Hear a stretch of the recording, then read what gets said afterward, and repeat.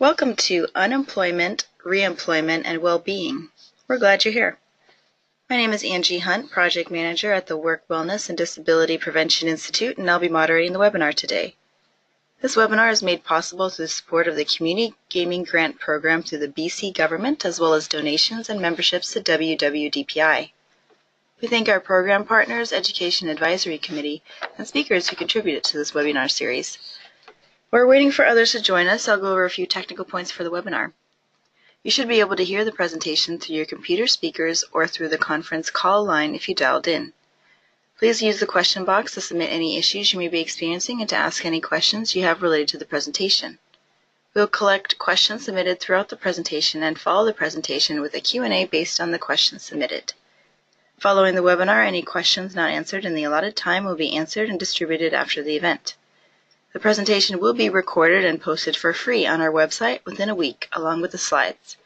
You'll be emailed the direct links for all these items when they are available. As I mentioned, my name is Angie, and I'll be moderating the webinar and Q&A session. Our presenter today is Dr. Mark Bryan. Dr. Bryan's research interests center on labor and household economics, statistical methods, and microeconometrics and well-being. He has worked on topics such as flexible work, the impact of housework on wages, the minimum wage, the gender pay gap, pension saving, and training. Ongoing work includes studies of couples' responses to the recession, the coordination of their work schedules, and the impact of work identity and hours of work on subjective well-being. Dr. Bryan is a theme co-lead at the Work, Learning, and Well-being Evidence Program of the What Works Center for Wellbeing. The center reviews existing evidence and carries out original research in order to advise the government, voluntary and business sectors on the most effective ways to increase levels of well-being in the population. After completing his MSc in Economics at the University of Warwick, Dr. Bryan joined the Institute for Social and Economic Research at the University of Essex in 2000 as a senior research officer. He completed his PhD in economics by part-time study in 2005 and was promoted to chief research officer in 2004 and then senior research fellow in 2008. During his time at the Institute for Social and Economics Research, Dr. Bryan worked on a mix of academic research and policy-related projects for government departments and other organizations. He also worked on the Understanding Society panel study and taught panel data methods at both the MSc level as part of the Essex Summer School in Social Science Data Analysis. Dr. Bryan joined the University of Sheffield as a reader in economics in September 2015. As of 2016, he's Director of Postgraduate Taught Programs. And now I'll hand it over to Mark. Okay, thank you very much, Angie, and thank you for that very generous and detailed introduction.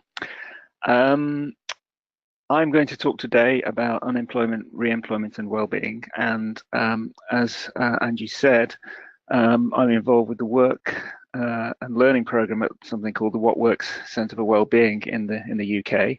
I'm based in Sheffield in the UK at the Department of Economics at the University of Sheffield. And this work is not just me, it's colleagues at these other universities who you can see at the bottom of the screen there, the University of East Anglia, Essex, which is where I used to be based before I came to Sheffield, and also the University of Reading. And we are, yes, as Angie said, the What Works Centre for Wellbeing. Then it's a centre which was set up initially by the UK government with some other funding, and our mission statement is that we're dedicated to understanding what national and local governments, along with voluntary and business partners, can do to increase well-being. So basically, what we do is we gather evidence. We synthesize existing evidence that other people have produced.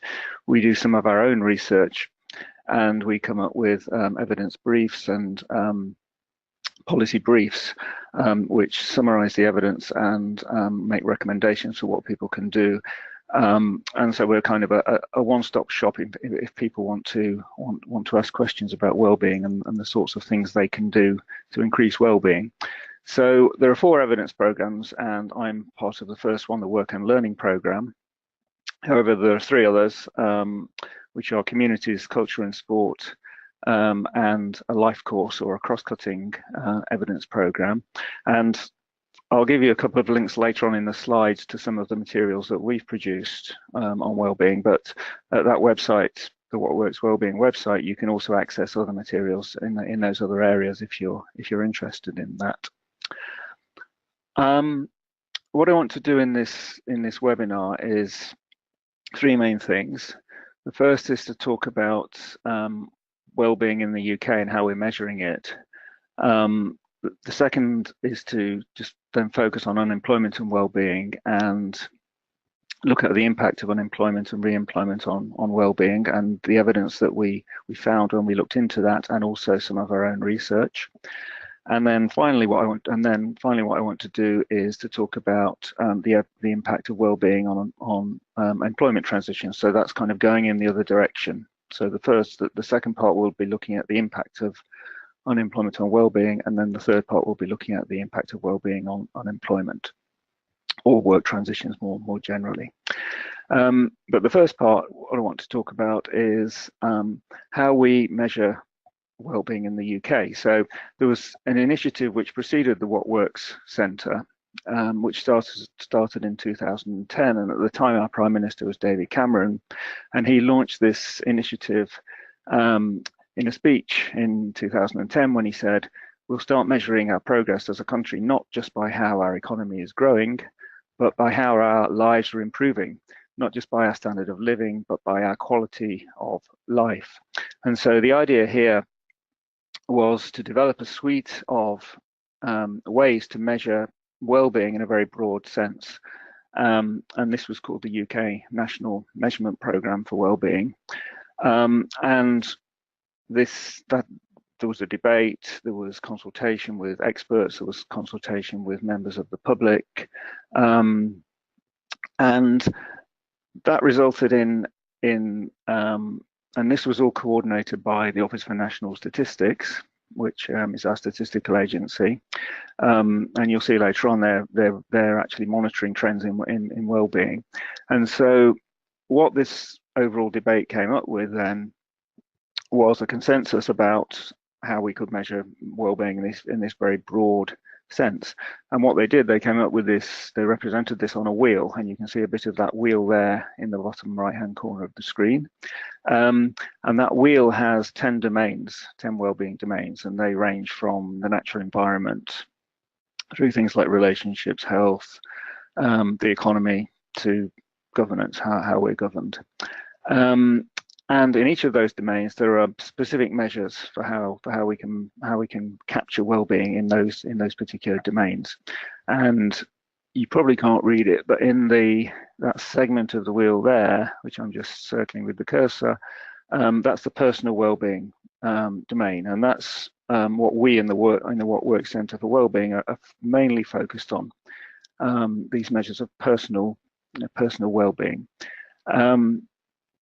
And so the personal well-being domain includes 5 measures of well-being. So you can see them listed there. They are life satisfaction, which is an overall evaluation of how you feel your life is going. There's anxiety and happiness. So those are feelings, and I'll show you the questions for those in a minute. Those are feelings rather than an overall evaluation of how life is going. And then the fourth one is called worthwhile. Bit of a strange name, that, but this is based on the idea that well-being is partly captured by whether you feel that your life has meaning and purpose. And actually this goes back to Aristotle, to the Greek philosopher Aristotle, who developed a concept of what in ancient Greek was called eudaimonia. And this was about whether you were leading a flourishing life. And it was felt that it was important to capture this element of well-being as well. So we have those 4 measures there, which are called sometimes the ONS4, the Office for National Statistics 4 measures for well-being. And then the personal well-being domain also includes a measure of mental well-being.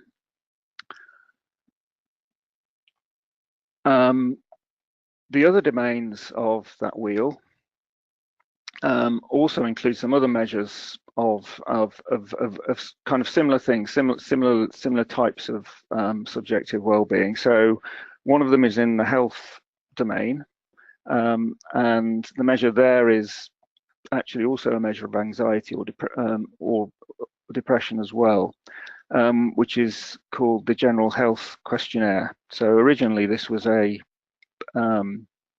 questionnaire for doctors to diagnose mild psychiatric disorders, but it's now being used a lot in research. And then there's also some other questions about satisfaction about different areas of your life. So the one that particularly relates to work is job satisfaction, and that's in the what do we do domain. There's a link there at the bottom of the screen to what the ONS call their wellbeing dashboard, and I've got a screenshot of that there. So if you were to go to that link, you'd see something like this. And this just shows the personal wellbeing set of measures, so that there are the 5 measures. The top 4 are the ONS 4, and then we've got mental wellbeing at the bottom. So basically what they do every year is they update this with the trends in wellbeing as measured by these indicators. So you can see that for life satisfaction there's things are going in the right direction. So that we start in 2012 there, and that goes through to 2017. And life satisfaction was increasing over that period. Worthwhileness is the same, it's increasing. Happiness, people seem to be getting happier. And then we have anxiety, where there's actually a slight, that line there is actually the proportion of people who rated their anxiety as very low. So actually going up is a good thing there, it means less anxiety. And in fact, people seem to be getting less anxious up until about 2016, then it flattened off and started falling slightly. I don't think anybody's really explained that. They, in their reports, the ONS sort of mentioned some, sort of speculated about what might be causing that. It did actually coincide with one of the big terrorist attacks that we had, so that may have been what was behind that, but I don't think anyone's got a definitive explanation yet. But anyway, this is quite a useful little dashboard that they have there, and you can, if you go to that link, you'll see all the other measures as well. And then mental well-being, finally at the bottom, we have it. Not much seems to be happening there. It seems to be fairly flat. So that's just a kind of overview of the sorts of measures that are now being used in the UK to measure well-being. Just a little bit more detail about how we measure them, because you might be curious about how we measure them, how convincing is this as a way of measuring people's well-being. So these are the questions for the ONS 4. So you've got the life satisfaction question there, which is simply overall, how satisfied are you with your life nowadays? And that's measured on a scale of 0 to 10. All of these questions actually are measured on a scale of 0 to 10. Then next you have the worthwhile question, which is overall, to what extent do you feel that the things you do in your life are worthwhile? And then lastly, you have the 2 questions about feelings, or sometimes these are called affect questions. So you've got overall, how happy did you feel yesterday? And overall, how anxious did you feel yesterday? So those are the ONS 4 questions. Mental well-being and mental illness. The mental well-being question is one of those that's in that personal well-being domain. That's measured in a slightly more complicated way, using something called the Warwick-Edinburgh Mental Wellbeing Scale. So this has the short version of this, which they use. This has 7 questions, and they ask about recent feelings and thoughts. So, for example, one of the questions is about whether you've been feeling optimistic, the extent to which you've been feeling optimistic. Then there's a question about the extent to which you've been dealing with problems, and then another one about thinking clearly. So once people have answered those questions, it's added up into a score, which goes from 7 to 35. Then I mentioned there was another question which captured anxiety and also depression, which is this general health questionnaire, which is the questionnaire that started up as a diagnostic tool for doctors. There we have, in the version they use, we have 12 questions, again about recent feelings. So, for example, have you lost much sleep over worry? Have you been feeling unhappy or depressed, capable of making decisions, etc. So whilst the top measure, the Warwick one, is supposed to capture positive mental well-being, the GHQ questionnaire is supposed to capture the presence of mental disorders. So they do slightly different things. And although some of the questions actually do seem to be very similar, particularly the positive ones that they have in the GHQ. So the GHQ has 6 positive questions. So this one, capable of making decisions, would be a positive question. And these other 2 are negative. So there are 6 positive and 6 negative questions in there. But the positive ones, they kind of reverse the way they code them so that it's still capturing it would still be capturing something negative. So if you gave a low response on the capable of making decisions question, that would count as a negative response. So they add those up and you get a score that goes from 0 to 36. So those are the sorts of questions that we're now using in the UK to monitor wellbeing, and that we're particularly interested in the What Works Centre. These are the sorts of measures that we're recommending that if people are thinking of setting up some kind of a training program or some kind of initiative in a workplace or in an organisation, and they want to measure the effect on wellbeing, these are the sorts of indicators that we are recommending that they use in order to monitor people's well-being. And these are also the things that have been used in research. So what I want to do now is just go on to talk about some of the research that's been done into unemployment and well-being.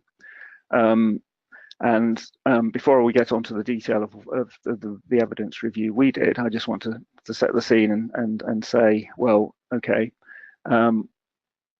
what does affect well-being? What has research found that affects subjective well-being?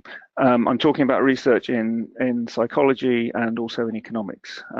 So I'm an economist, and economists are increasingly getting interested in well-being. So overall, there's a lot of research into well-being and what affects it. And what you find in that research is that there's a kind of set of factors which always come up as key determinants of well-being, and they are health. Health is not surprisingly a big predictor of well-being. Good health leads to higher reported well-being on these measures that I was just discussing there. Relationships are important, so marriage and divorce has a big effect on well-being, but also social contact more broadly has an effect. So social relationships in a very broad sense is a really important factor in people's well-being. But finally, the one that we're interested in is unemployment always comes up as one of the main predictors of well-being, or particularly low well-being. And so that's what we focused on in this review of evidence and in the research that we did on employment. You might wonder about income. So can money buy happiness? Well, yes, it can to some extent, but with diminishing effects. So the more you have, the less of an effect extra money has on your well-being. But something I think equally important that comes out of this research is that relative income is very important. So when we say relative income, we mean how much money do you have compared to other people. So if you have more than what we sometimes call your reference group, those are the people you compare yourself with, then it gives you a boost to your well-being. You can also compare yourself to your previous self. So if you get a pay rise, so you're getting paid more this year than you personally were getting paid last year, then that will give you a boost to well-being as well. But it's essentially a similar effect, that it's a lot of this income effect on well-being is relative.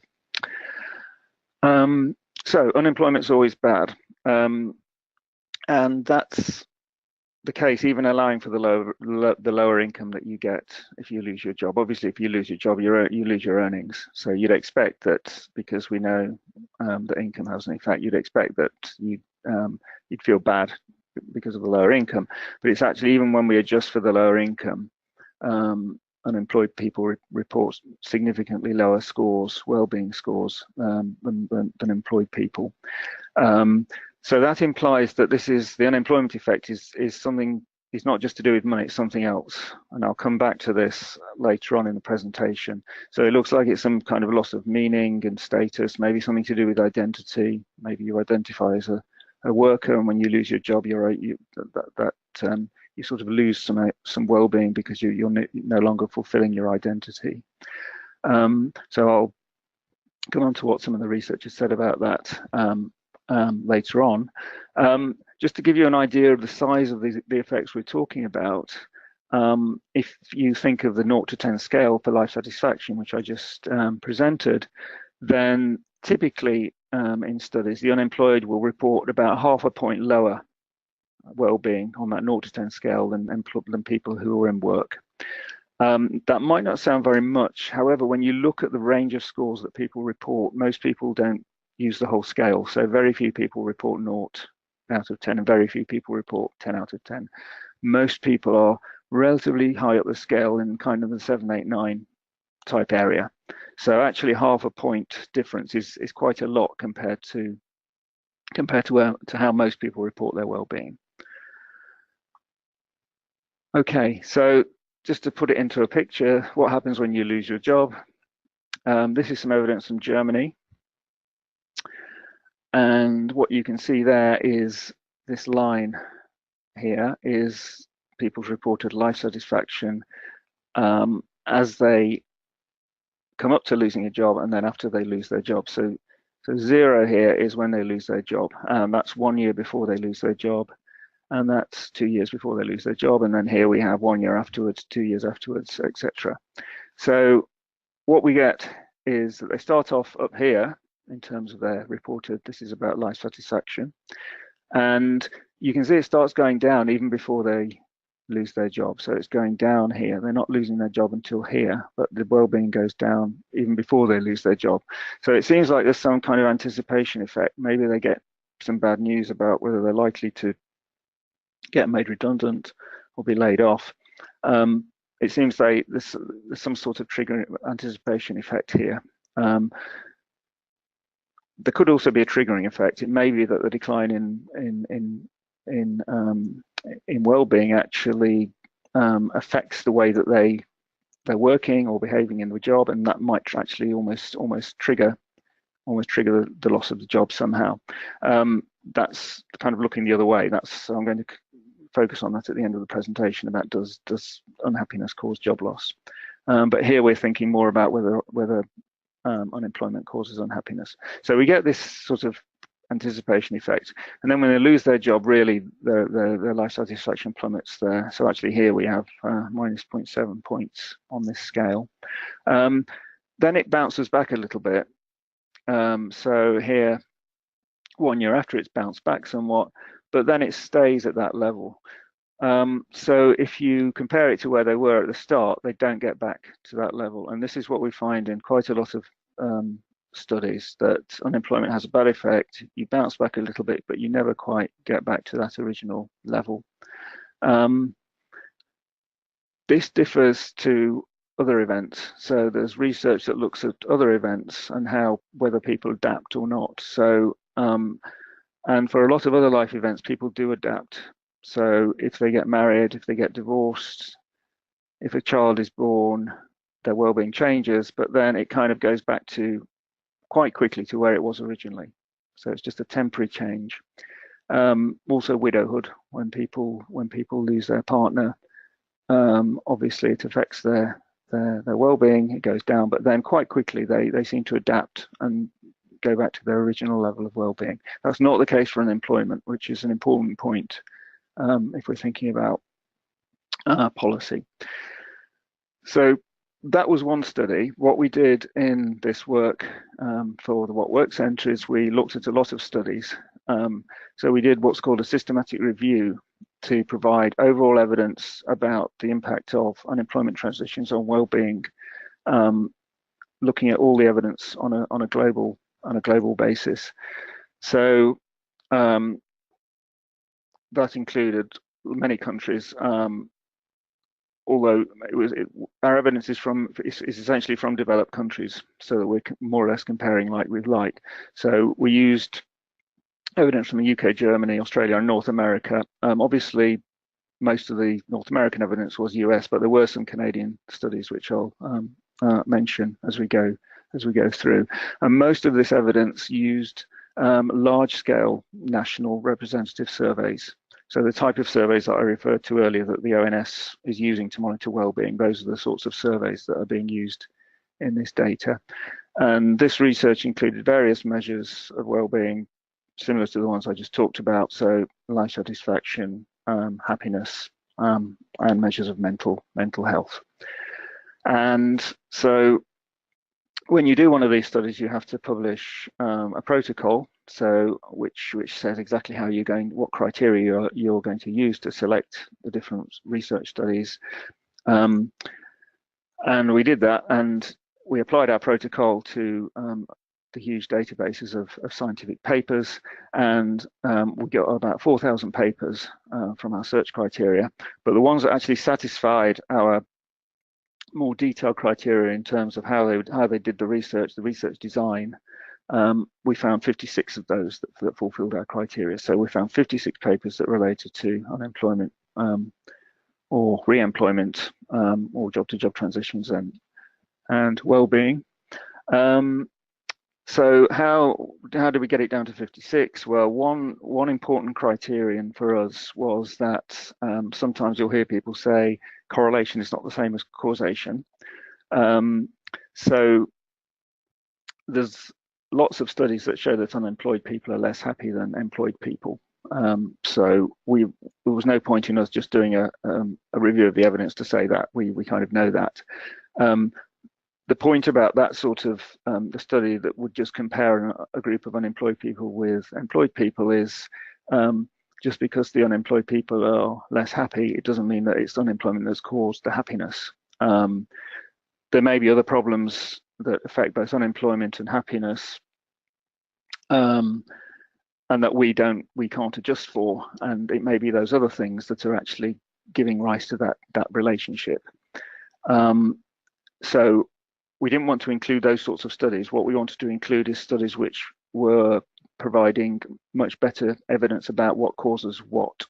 And so what we did, we focused on studies which are sometimes called longitudinal studies or panel data studies, where you actually follow people as they move from employment into unemployment. And so you can see whether the happiness goes up or down as they make that transition. So that actually provides much more direct evidence of the impact of unemployment on well-being, although it's not 100% proof, of course, because there could always be some event that happens in people's lives that causes both the job loss and the drop in well-being.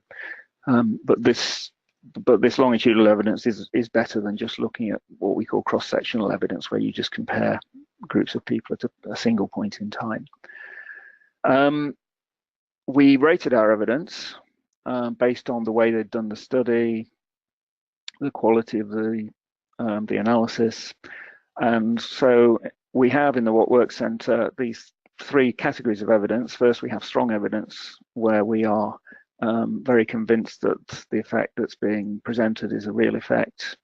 And we give that 3 locks, so very secure evidence there. Then we have promising evidence, where it looks like there is an effect from the research, but we'd still really like more evidence to be totally convinced. And then sometimes we just have initial evidence where it looks like there may be an effect, but we're not that confident about it, and we really would need more research to be sure. So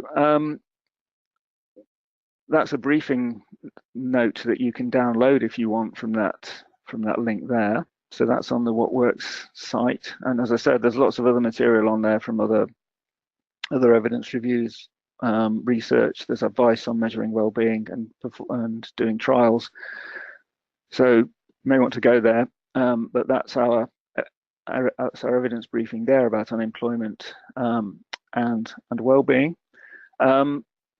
Just to sort of summarize the findings that we got from this review, and this really is a summary because obviously there's lots of detail under the surface. Sometimes these studies contradict themselves. Sometimes there are different effects in different groups.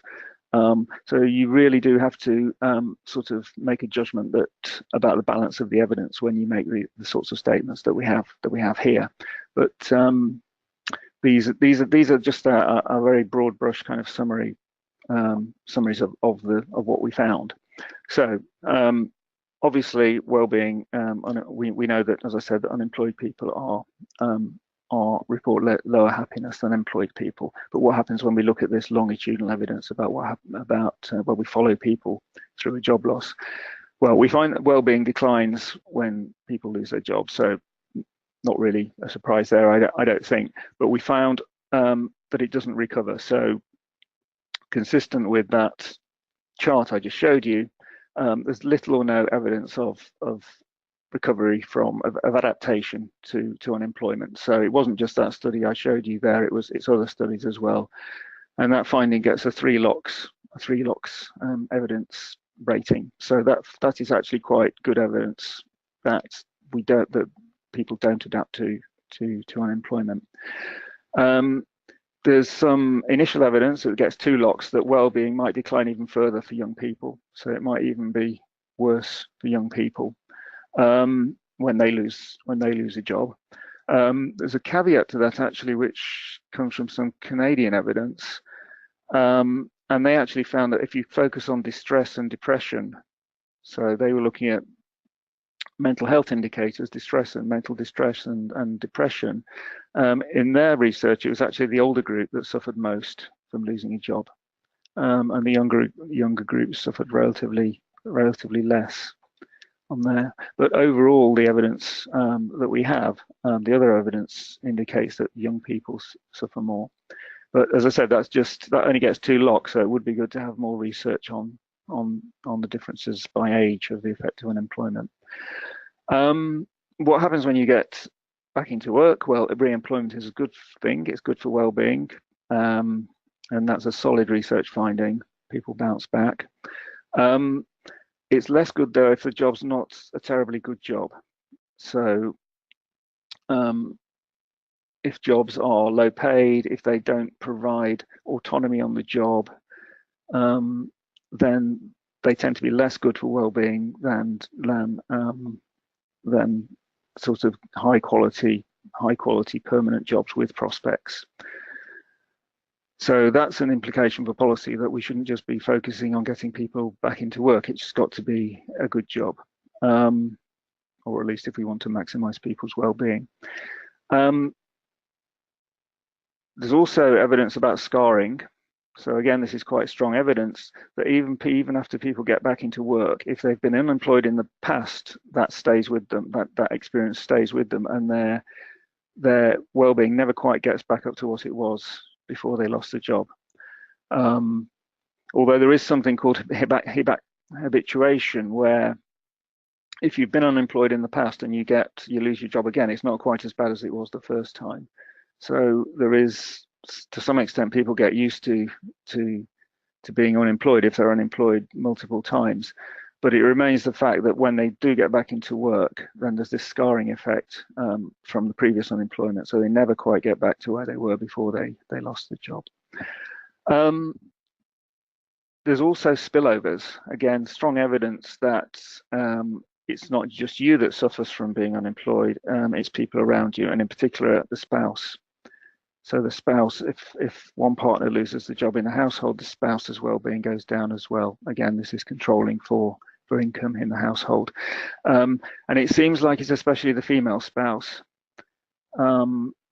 So it's almost like if the husband loses his job, she suffers more than it would be the other way around. So if she lost her job, he would care, but not as much as if he loses his job, how much she cares if he loses his job. So there's a bit of a gender difference there, and there's also evidence of gender differences in the overall effects of unemployment transitions. It seems that men, the loss of well-being for men is bigger than it is for women. This may be something to do with identity.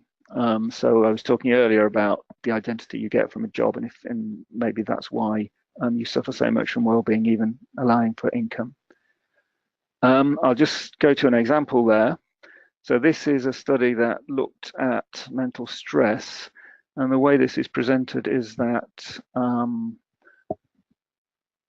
higher up is good. So higher up on this axis means less mental stress.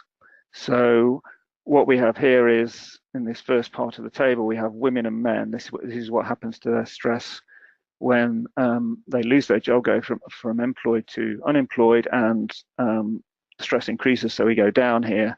It looks like maybe there's a bit of a larger effect for men than women, but it's probably not significant, statistically significant that. But when they get back into work, then you can see there's a boost to, or less stress here. So we're going up for both men and women, but it seems to be bigger for men. If it's going from unemployed into a permanent job, more or less the same thing. But if it's going from unemployed into a mini job, so this is a job with a low number of hours, so it might be less than about 20 hours, then there's a less of a boost to well-being than if they go into a full-time job. Same for if it's an insecure job, not as big a boost to well-being as if they go into a permanent job. And finally, if they go into a job with low job satisfaction, and actually here this seems to suggest that women incur more stress, actually, so it's not a good move for women there, and that men still have less stress, but it's still a relatively small boost to their well-being than if they'd got into a permanent job there. So that's just an example of the transitions from going into and out of unemployment. The other thing we looked at in the review is, can anything mitigate the negative effect of well-being on employment? So is it the same for everybody, or does it differ across different groups? I just said it differs. It seems to differ between men and women, but does it differ for any other reasons? Well, one thing that the research has found reasonably reliably is that if you're in an area where a lot of other people are unemployed, so if there's a higher local unemployment rate, then actually unemployment doesn't feel so bad. Okay, so and this seems to be something to do with social norms. If a lot of people around you are unemployed, then it may be that being unemployed is not considered so bad as it would be in an area with very low unemployment. And so the reduction in well-being, and in this case it's mental health, is not so big as if you were in an area with less unemployment. Little bit of evidence on personality, that people with different types of personality experience unemployment in different ways. Maybe not surprising. So extroverts suffer less, but conscientious individuals suffer more. People who are more employable, so have got better skills and more adaptable, they suffer less from unemployment, maybe because they expect to get back into work quicker. We thought that social capital might play a role. So social capital is being involved in social activities, voluntary organisations, charities, that sort of thing. We expected that would have a buffering effect on the effect of unemployment on well-being, so that if you lost your job but you were involved in lots of other organisations, it may not feel as bad. You may have this support. That doesn't seem to be the case based on this evidence. The only exception we found was some evidence that attending religious services regularly has a buffering effect. Apart from that, we didn't really find any evidence on social capital. But we did find evidence that support from family and friends helps if you're unemployed. So you feel it doesn't feel as bad. again, all that evidence on social capital and social support there is initial, so it will be nice to see more research on that. Just want to quickly go on to some new evidence. So this is some research that we did. So this is called, we looked at unhappiness in unemployment, and we looked at some of the reasons why it might not be the same for everybody. This is using UK data. You can, if you're interested, we have a working paper there which you can download. So what we did, we looked at life satisfaction. We focused on life satisfaction, and we looked at men and women in the UK. And we, again, this is using longitudinal data. So we had data that followed people as they went from being employed to being unemployed, and we looked at what happened to their life satisfaction, and we looked at how that change depended on what job they'd done, what was their work identity, what was their personality, etc. And what we found is that for women in particular, or actually mainly for women, their experience of unemployment seemed to be quite differentiated by their gender attitudes. So what we have here is a set of questions in this data that we used about people's gender attitudes. So people had to say the extent to which they agreed or disagreed with those statements there. So there are 5 statements there, ranging from things like a preschool child is likely to suffer if his or her mother worked, to employers should make special arrangements to help mothers combine jobs and childcare. And according to whether you agreed or disagreed with those different statements, we constructed an index of your gender attitudes, going from what you might call traditional gender attitudes. So that would be someone who thought that a preschool child would suffer if his or her mother worked, to egalitarian attitudes. So that would be disagreement with that statement. And this just shows some results from this analysis. So what we have here is these graphs just show you the change in life satisfaction following job loss. So if you just look at the left-hand one, the 0 line, that would be no change. Anything below the 0, that means your life satisfaction goes down if you lose a job. And along the bottom axis here, we have the gender attitude. So on the left-hand side, it's not very user-friendly, the labeling, but this is having a traditional attitude on the left-hand side, and on the right-hand side, it's egalitarian attitudes. So it goes from traditional to egalitarian. So what we see here for men is that for men who have rather traditional gender attitudes, they lose about maybe 0.2 on the life satisfaction scale if they lose their job. Then going to more men with egalitarian attitude, it's larger. It goes down to about -0.5. It turns out that slope isn't really statistically significant. So overall for men, actually there isn't much of a difference. Those vertical lines there, they're what we call confidence intervals. So they tell you about the margin of error on the estimates. For women, we have a different picture, which comes out partly here, but more clearly in the next slide. So this says that for women who have traditional gender attitudes, that if they lose a job, it doesn't affect their life satisfaction at all. Whereas for women with egalitarian attitudes, it goes down by -0.5. Okay, and that slope is statistically significant. But then what we do next is we focus in on women with and without children. Broadly, what we find is that this downward slope is being driven by this right-hand graph here. These are women with children. So actually, what we see is that for women with children, if they have traditional gender attitudes, then what this says is that actually, if they lose their job, their life satisfaction actually goes up. It's above the 0, so it's going up by about 0.4 of a unit on this scale. It's actually, the scale is 1 to 7 in this case. So that's quite a large effect. Whereas if we go to the other end of the scale for women with egalitarian attitudes, then they get a big drop in life satisfaction, down by about 0.7. Okay, so a big difference here between when we differentiate women by their attitudes to gender roles. So And this contrasts, as I said, with men. So in fact, for women, it very much matters what kind of attitudes they hold as to the effect of unemployment on their well-being. And this may change in future, because if women are getting more and more egalitarian, as younger generations participate more and more in work and in the labour market, and they acquire more egalitarian attitudes than their parents did, then this would suggest that the cost of unemployment in terms of well-being is going to increase, because we'll be more down this end of the scale than up this end of the scale.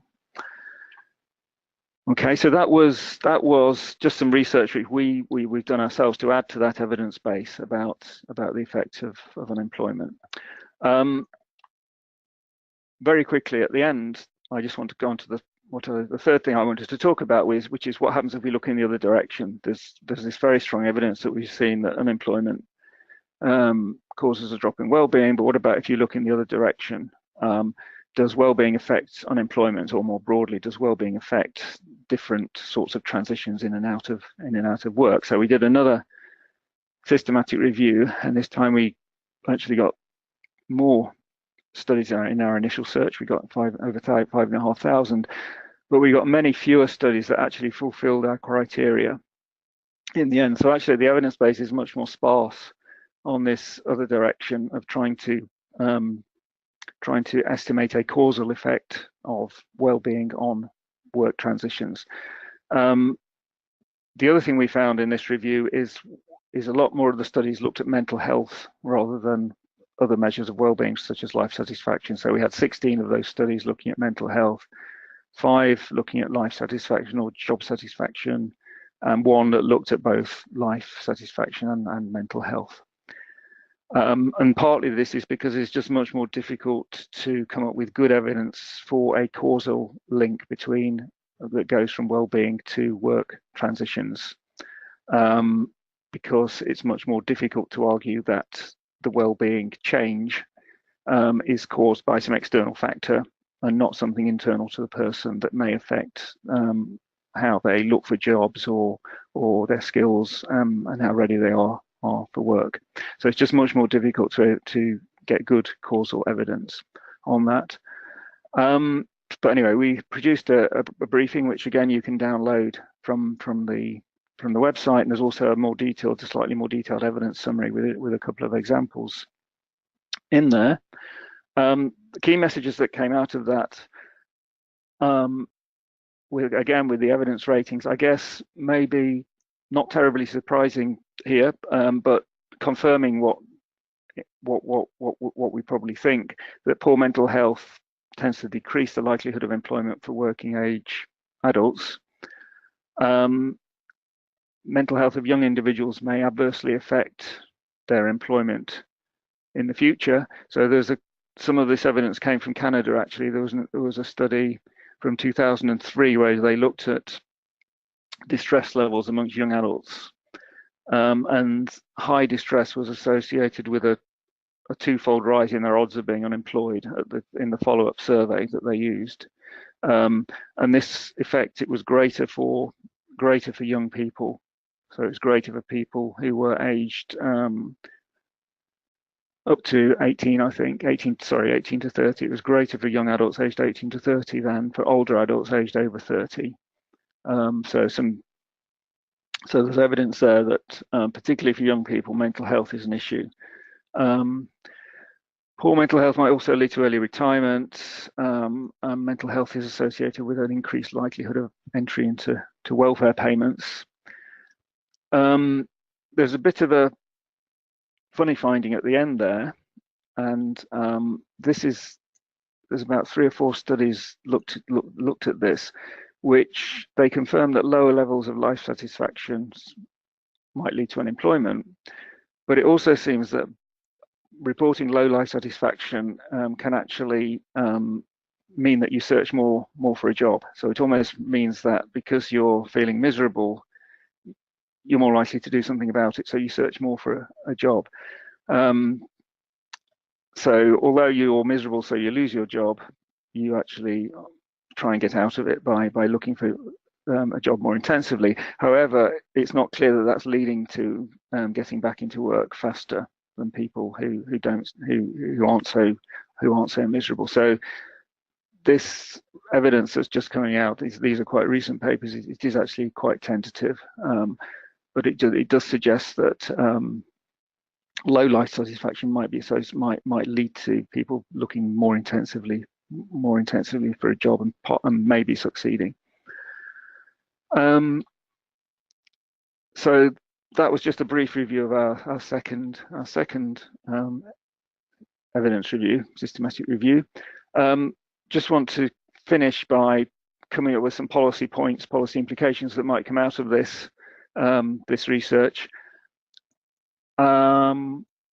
Obviously, we want to prevent unemployment because you've seen the very bad effects it has, and the fact that these are scarring effects. They don't just last for the period of unemployment, they have longer term effects.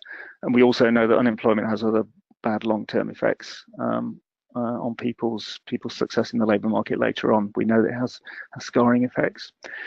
So we do want to prevent unemployment and recessions. So the cost of a recession is very high. It's not just the loss of output at the time, it's these longer term effects. But beyond that, given that we know we're going to eliminate unemployment totally, what do we need to do? Well, we should prioritise youth unemployment, because it does seem to be, the balance of the evidence does seem to be suggesting that it's young people who are suffering disproportionately, and we want to prioritise long-term unemployment, because the longer someone's unemployed, the less chance they have of getting out of it. So the well-being effects are much greater for long-term unemployment. Whilst people are unemployed, we might want to reduce the negative effects of that. So if we could increase employability and people's skills, that would lead to faster re-employment, clearly, but it would also mean that the well-being effects of unemployment wouldn't be so bad. So there's that evidence that the more employable you are, the less you suffer whilst you're employed in terms of your well-being. Also, family and social support came up as an important mitigating factor, something that can buffer the effects of unemployment. Once people get back into jobs, we do want to make sure they're good jobs to maximise the well-being effect, as I said. So jobs with career prospects, jobs that are well paid, jobs where people have control over what they do in the jobs. And then looking the other way around on the evidence about well-being and job transitions, all of those results really suggest a focus on mental health, both to prevent people falling into unemployment in the first place, but more in general to promote getting back into work and to promote success in their lifetime job trajectories. So I think that's probably what I had to say, finishing up on those policy conclusions. So I'm obviously very happy to take any questions. Thank you. At this time, to our audience, if you have any questions, please enter them into the question box on the GoToWebinar panel, and we can ask those out loud. A few questions that came in at the beginning on the tools of the slides. Would you be able to talk a little bit more about the ONS dashboard? How is personal well-being measured, and what is the name of the tool? So I'll just go back there. So those trend lines, they are, this is very slow. The trend lines there, they come from those questions that I showed you about life satisfaction, happiness, anxiety, and whether you think your life's worthwhile. So those questions there. That's what the ONS ask in their big surveys. And then these lines here, they're just the average of those questions, basically the average of the responses to those questions. Okay. Is that answer there? Great. Another question. How many people were typically involved in a study? It's normally in the thousands.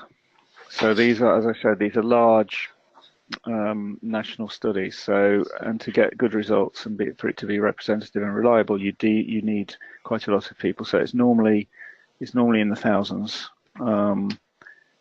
So it depends, very much depends on the study. I mean, it can go from, it's probably typically 5,000, something like that.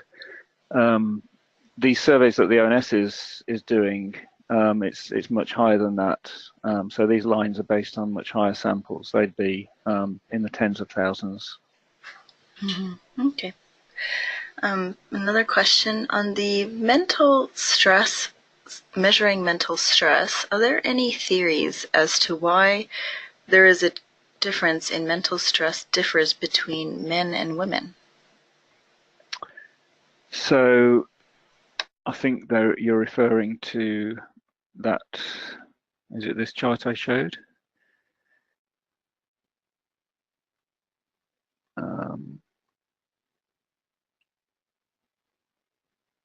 I think it's that chart where we had, so for example, when people get back into work from being unemployed, it seems to give a bigger boost to men. Yes. So one theory about it is that it's all about identity. So that men have a stronger work identity than women do. And that even given the high proportion of women who now work, and the fact it's catching up with men, and it may even overtake men, we don't know. But it's because there's this idea that men may have a stronger work identity, so it's more important to them to get back into a job. So therefore, it reduces their stress by more, if they get back into a job than it would for women. So that's partly what we wanted to look at in our research, where we looked at these egalitarian attitudes. So what we actually found there is that this average for women here, I mean, this isn't our research, but the average for women would actually hide a lot of variation. So women with very traditional attitudes, they don't suffer as much from unemployment, but for women with egalitarian attitudes, they suffer more. So what you find is that for men are quite similar, whereas women differ a lot according to their attitudes. But both of these, it seems to be something to do with identity and social norms and people's attitudes. Mm-hmm. Mm-hmm. Another question that came in, did you know as a percentage, how much does unemployment affect well-being against other factors? I can't give you a percentage. It's difficult to give a percentage.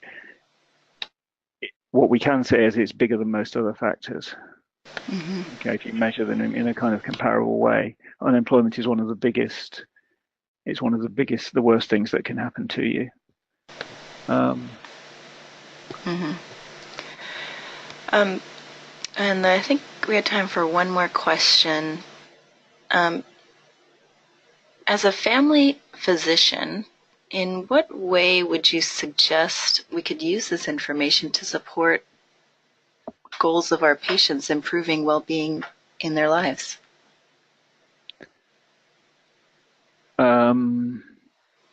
Well, if they lose their jobs, I would say that you should encourage them to try and get support off their families, because that comes up, and the people close to them, because that comes up as a key thing that mitigates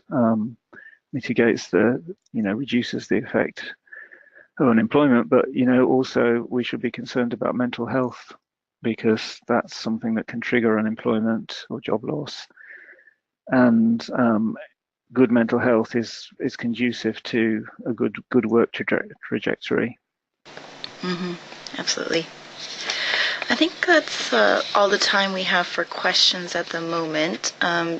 Mark, is there anything you'd like to add following your presentation?